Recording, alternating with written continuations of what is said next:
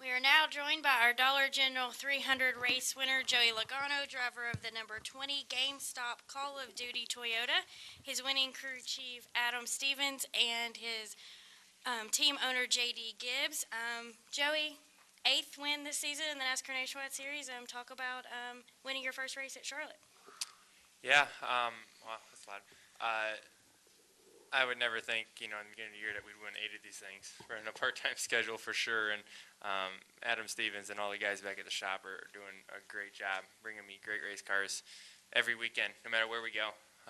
We know the Roush guys have been, and the RCR guys have been really good in these mile-and-a-half racetracks, and we were able to keep up with them tonight and be able to beat them at the end, and even Brad was really faster. So we had to work for it. We weren't the winning car in the beginning of the race. And then we made the right adjustment, I think, by the 3rd stop. It was kind of right where it needed to be. I found a line that works for my car and the right strategy. And, it always gets crazy there and starts to get to fuel mileage there at the end and who's going to try to make it and if there's a caution comes out and what's going to happen. So a lot of crazy things going on, but cool to get GameStop and Toyota in victory lane again. With Call of Duty on the car, I think it was one of the coolest cars I've ever driven, being flat black, so the thing looked mean in victory lane. Adam, talk a little bit about your last pit stop there and how that helped you guys get into victory lane again. Yeah, the last stop, well, the last caution, let me go back here, came out just a few laps short of everybody's final pit window, and it put us all in a spot where you weren't going to be able to stretch it. Nobody was going to be able to stretch it, which I'd say a couple more laps, if the caution would have gone a couple more laps before it came out there, the 22, he gets incredible mileage, and he probably would have been able to stretch his fuel, and we probably wouldn't be sitting here right now. But it came out when it did, and they opened pit road, and everybody was short. You never know how much short the rest of them are. I think we were about the same on mileage as most of the field. So that just kind of set you up where you were somewhere between 5 and 10 short, and nobody was going to make it. And then it's just a guessing game of who's going to come put 2 and try to take advantage of the tires and who's going to get a splash of fuel and try to minimize their time on pit road. And we kind of saw what others did and had a bit of a strategy worked out for these type of situations before we get here, and worked out.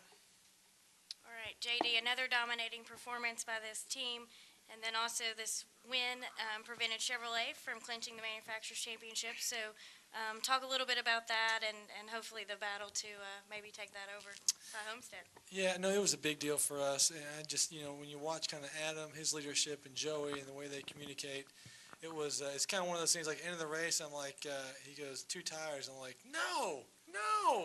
And it's like, yeah, good call. It's just always, you just never know. I thought the same thing. I was like, really? He asked and I was like, okay, go with it, man. Are you sure? I'm sure. And so it worked out. So I think it's just a good trust. And I think, for all of our partners, for GameStop being a part of that, and then Toyota, and it's just a neat fit. And I think our guys do a good job. And it's not easy. What they do is not easy, even though they sometimes make it look easy. It's hard work, and they do a great job.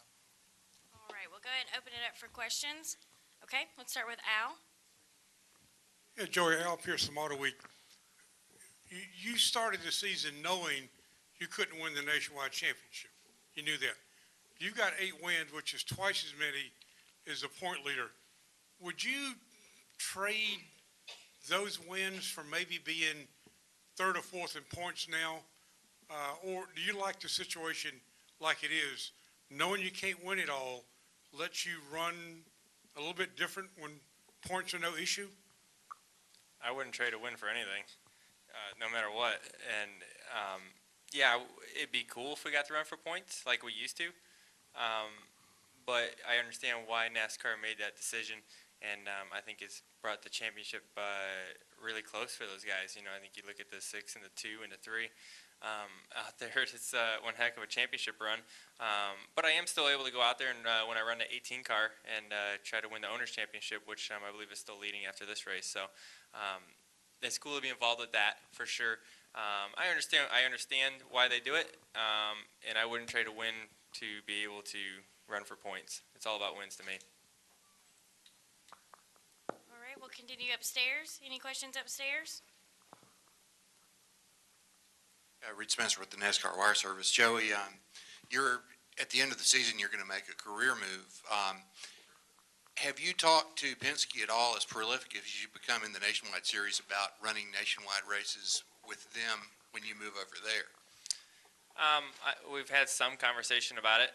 Obviously, I'd like to run as many as I can, especially at the way my season's going right now. I want to run them all. So it's a lot of fun winning races. So I think their nationwide program over there is very strong too, and we'll have some serious competition between my old car and a new car. So you've seen Brad was up there a lot tonight too. So all that depends on sponsorship. Whatever they can raise, I'll run them. Jim Utter from the Charlotte Observer. For Joey and also for JD, obviously Kyle racked up a lot of his, most of his nationwide wins with this program. You've had an astounding 8 of 18 wins this season. Could you both just talk about how the nationwide program at JGR has been able to maintain such a level of success over the last few years?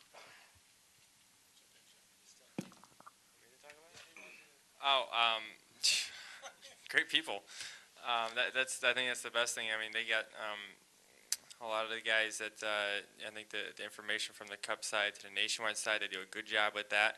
I think Adams brought a lot of that over here from the Cup side, being a Cup engineer over there for a long time. I think that's a big deal. I think they were able to make our cars really good over the off season and improve them a lot. I think Adam and I's relationship is probably one of the biggest parts of us running good right now. I think we're definitely got each other's back, and we know what each other's thinking.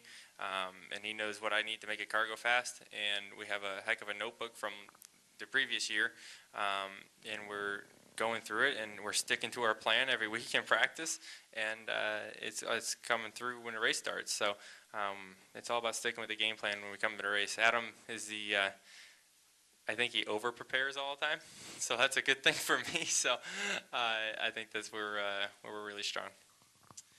I just, briefly, to me, the value to us of the nationwide team, we've done this for a long time now. When we started, we figured, hey, this would be kind of easy.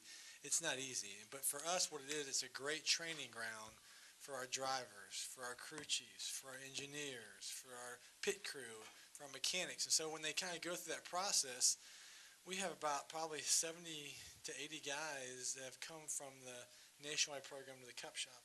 And so when they do that, when they make that transition, they're still interested. They follow. They tell them, hey, here's what you screwed up. Here's what you did well. And so they're really a part of that. So I think that's a big value for Joe Gibbs Racing. All right, any additional questions upstairs? Yes. Okay.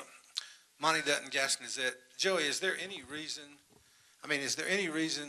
besides a jinx or bad luck that you had never won a nationwide race at this track? I mean, was there anything difficult, set up, whatever, or is it just, for whatever reason, it just never worked out? I really like this racetrack. It's one of my favorite racetracks. And in the nationwide cars, for some reason, I've never been fast enough to win a race here. I've had top 5 cars, and I've had cars that can finish second, but I've never had a car that can win. I just think it's somewhat myself kind of figuring out what I need and what makes a race car go fast here, and what's going to happen day to night, and kind of getting my own little notebook and knowing what I'm going to do when the track changes and running lines and all that. So is for some reason, I mean, I love this place. It's just I had to figure it out with this car, and I don't know. I mean, it's definitely a tough one, and it was a lot of fun to get a win at a racetrack that it's been a tough one for you. All right, we'll come downstairs to Stan. Stan Creekmore with RPMtonight.com. Joey, you first. How important would it be to you, and did you learn anything today that makes you think tomorrow might be easier for you to walk, to be in victory lane at the end of the night? Yeah, I think when you run these nationwide races, you always find something, or at least reassure yourself on, kind of direction you're going, or the wrong direction that you're going in practice. So I feel like we were going the right direction in Cup practice before we started this race, and everything kind of went as kind of expected over here. The way the track changed and moving around and doing things, and I was able to find a couple little things I can't tell you because then I have to kill you. So I don't want to do that for your sake. And so I think it's definitely it's a help to run these things. Plus, it's a whole heap of fun. And if I could follow that up with JD. JD, that's 2 trophies today. What would it mean to you to pick up the 3rd one tomorrow? It's a big deal, and I was sharing with some guys earlier. We've been doing this 21 years, and I used to make fun of my dad for getting nervous and stressed out, and now I'm right where he is. Like, it's hard to enjoy the races because you've seen everything happen in a race, but our guys, we just have great faith, and we just have a neat team of guys, nationwide and Cup, and they work well together. And they've been through they've learned a lot of life lessons along the way. So it's kind of fun to kind of, end of the day, look back and say, you guys accomplished it. So part of the joy is the journey, and then obviously capping it off with those wins is a big deal too. All right, any additional questions? Okay. Over here, and then we'll come up front. Joey, Pete McCall with AutoRacing1.com. How important were those 2 tires at the end of the race? Did you feel that your car didn't have the tires you had on there, didn't have enough left on them to hold off Kevin if you hadn't taken those 2 tires in the last stop? I didn't know what the plan was until I was on pit road, and Adam said, "Come in and take 2." And I said, "Are you sure?" and thank God he doesn't listen to me sometimes. So he's smarter than me obviously when it comes to race cars, and he's staring at the computer and knows the lap times and what's been going on the whole race, and he knew how much 2 tires were going to pick us up and how much time we're going to lose taking the 2 tires on pit road there. So he had his game plan ready to go, and I kind of wondered why, and afterwards I'm talking to him, it made a lot of sense. So that's why he crew chiefs the car and I drive the car. All right. Mike, go ahead. Mike Neff from FrontStretch.com. Joey, in hindsight, it didn't matter because the 22 had some kind of a fuel pickup issue.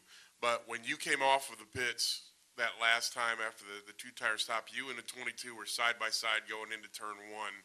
At that moment, did you think that was for the race and sail it in there just a little bit further because of that? Yeah, he came out maybe 20 car lengths in front of me, and I had the momentum down the back straightaway, and there's a lap car that we were going to be behind, and I went in back into one. I was behind him. I tried to split the lap car. The lap car went to the wall. I was like, uh-oh. So I turned back down. I didn't lose a whole bunch of time, and then when he went down into 3, that's when my tires paid off, because he tried to pass the car and he started sliding up the racetrack, and when I was just able to keep enough grip to turn underneath him and clear him, and then I knew from there I got to go. And he was all on my bumper going into the corner, and then I guess they didn't get the car any fuel in the car, unfortunately. So I felt like that was for the race anyway. I felt like our car was fast enough, plus we had the tires, so I don't think he was going to really have much force because we had the tires on the car. He definitely had a very fast race car tonight, but I feel like our strategy worked out the best. All right. Any additional questions upstairs? Yes, Jim Utter from the Observer again for JD. When you were talking about the nationwide program being used as a training ground, I would suspect then that you generally have more turnover there than you would on the Cup side.